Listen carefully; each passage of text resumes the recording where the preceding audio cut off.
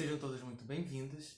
Este vídeo tem o intuito de elucidar, comentar um pouco do artigo Práticas Éticas de Subjetivação e Resistência Política em Michel Foucault, escrito por Pedro Gavroche.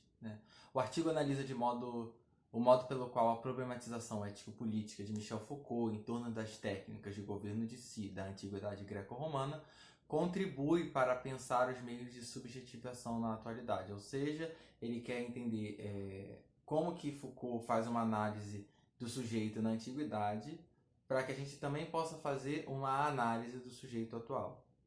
Vamos entender isso um pouco melhor durante essa explanação. A pergunta mais geral que se pretende responder é qual o papel das práticas de subjetivação na constituição de novas formas de resistência às práticas de governo da vida humana.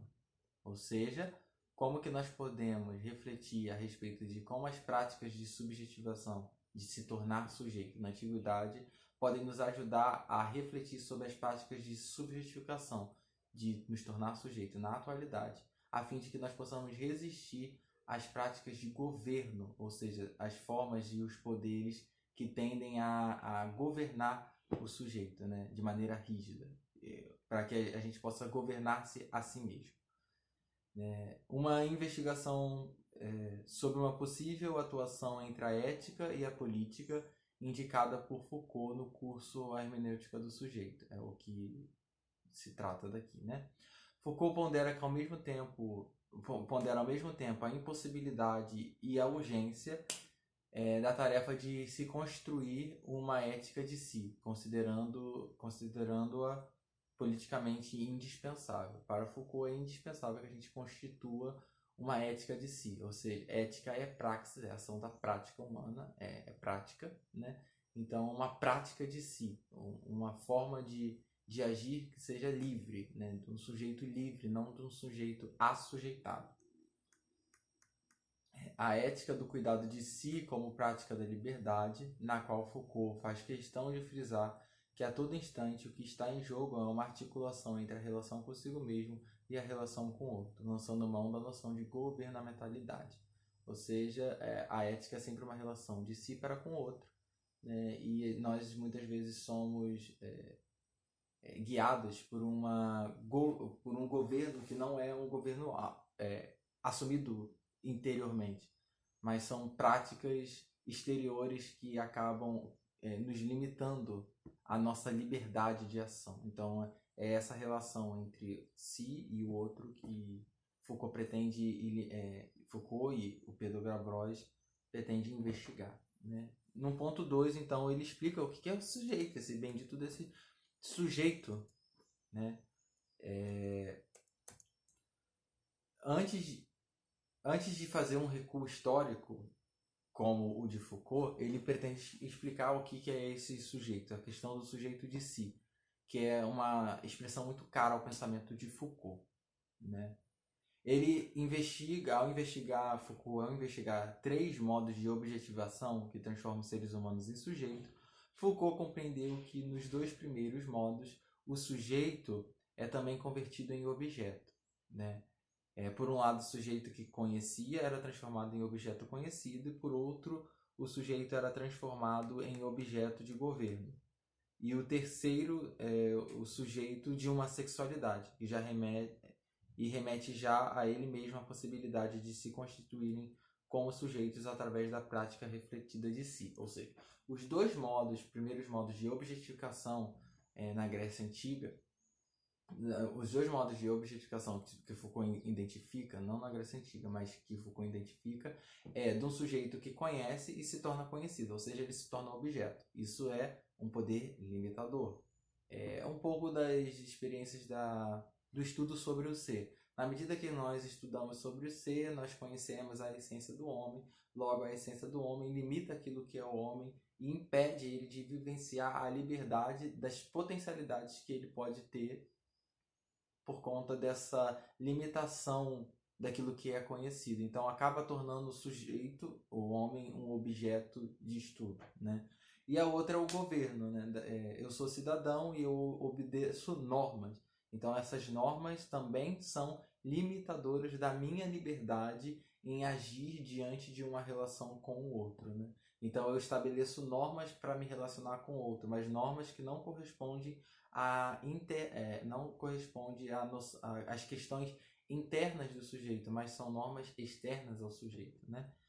E a sexualidade, que para ele é uma forma de que nós podemos entender e manifestar uma prática de si, porque na sexualidade o homem se relaciona consigo mesmo, né? Na maneira que conhece o mundo de maneira sexual, ou seja, de maneira de sentidos, né? Nesse sentido, a sexualidade é um elemento de prática de si. Quando eu vivencio a sexualidade, eu vivencio uma prática de si. Então, depois ele vai entender isso como o poder que tenta limitar a sexualidade humana como um poder que tenta assujeitar o sujeito atualmente, né? Todo o pensamento de Foucault é percorrido pelo problema da relação do sujeito, verdade e poder, né? O sujeito, que é o que é o sujeito, né? A verdade, que é como que eu posso proferir sentenças de verdade, visto que o sujeito é um ente individual, né? Então não existe uma verdade universal, então é a verdade, né? E o poder, né? Quais são as forças que inibem e que governam os seres e as ações, né? Ele recusa-se fazer uma teoria do sujeito, porque para ele o sujeito não é essencial, ou seja, não tem como constituir um sujeito que perpassa todas as épocas. O sujeito não é algo dado, mas o sujeito é algo constituído historicamente. Ou seja, o sujeito de hoje, a compreensão de sujeito de hoje, é completamente diferente da compreensão de sujeito na Grécia Antiga, né?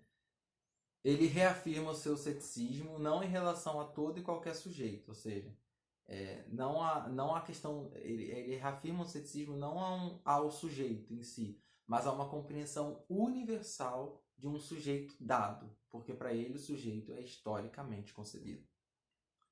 Nesse sentido, ele parte para o ponto 3, que é esse recuo histórico à Grécia Antiga, né? Então, o recuo histórico até a Antiguidade Greco-Romana vem trazer novas possibilidades para a investigação Foucaultiana da relação entre o sujeito, a verdade e o poder. Como construímos de maneira direta nossa identidade através de determinadas técnicas éticas de si que se desenvolveram desde a Antiguidade Antiga até os nossos dias? Então, como que a gente vai constituindo esse sujeito desde da Grécia Antiga até atualmente? Essa é um pouco da investigação desse recuo histórico, né?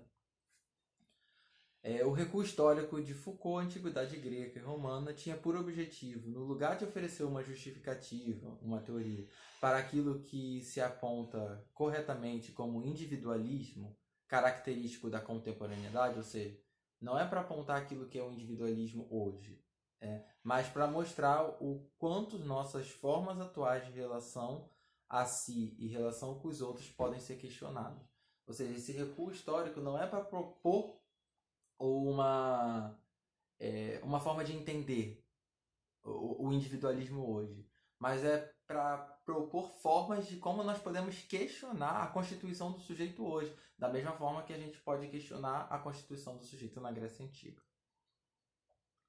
A atitude individualista, que seria uma forma de independência do indivíduo em relação ao grupo, a valorização da vida privada, que seria a importância dada às relações familiares e aos interesses domésticos e patrimoniais, a intensidade das relações consigo mesmo, nas quais se torna a si próprio como objeto de conhecimento, e o campo de ação para transformar-se, corrigindo, purificar-se e obter sua própria salvação, eram valores do sujeito na Grécia Antiga, né?